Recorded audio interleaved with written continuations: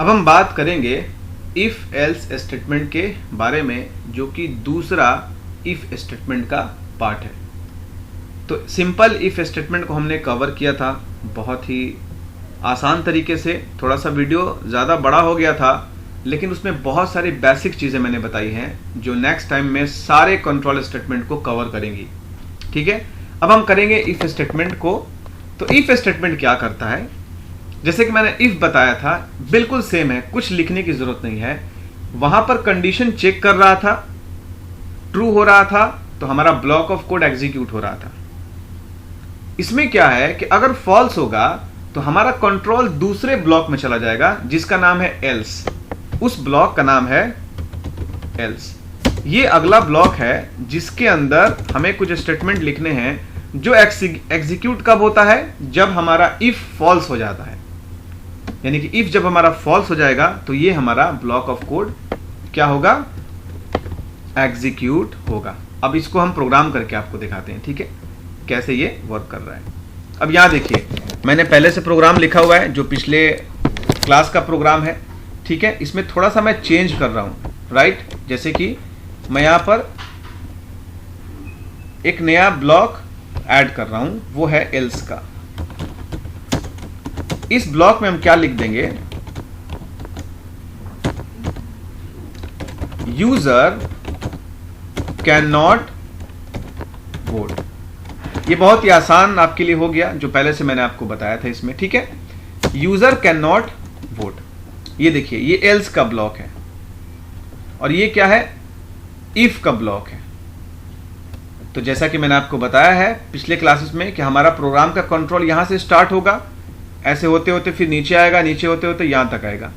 तो पहले क्या होगा, इफ को चेक करेगा कंडीशन ट्रू है कि नहीं। ठीक है, यहां देख रहे हो मैंने बोला है कि अपना एज को एंटर करो, फिर वो क्या करेगा, एज को ले लेगा। तो पहले इसको कंपाइल करते हैं। इसमें एरर आ रहे हैं, कह रहा है कि स्टेटमेंट मिसिंग। कौन सा स्टेटमेंट मिस हो रहा है, यहां आप देख रहे हो, यहां पर पैरेंथेसिस जो है उसके बाद मैंने सेमीकोलन भूल गया था। ठीक है, फिर कंपाइल करते हैं, कोई एरर नहीं है। इसको रन करते हैं। अब यहां देखिए, इंटर योर एज, यहां पर हम डालेंगे एज 12। तो आप देख रहे हैं यूजर कैन नॉट वोट, क्योंकि 12 क्या है, छोटा है 18 से, तो वो कंडीशन क्या हो गया, फॉल्स हो गया। तो फॉल्स वाला चला तो एल्स चला, फॉल्स के लिए वही है। ठीक है, अब यहां पर क्या होगा, फिर हम दूसरा बार डालेंगे इसमें रन करा के, हम डालेंगे इस बार 24। तो देख रहे हैं यूजर कैन वोट। यहां पर हुआ क्या है, जब भी यहां पर हमने डाला है पहला बार में 12, तो 12 क्या है, छोटा है किससे, 18 से। पर यहां कह रहा है क्या 12 बड़ा है 18 से, तो ये क्या बोल रहा है, फॉल्स। ये कंडीशन फॉल्स हो गया।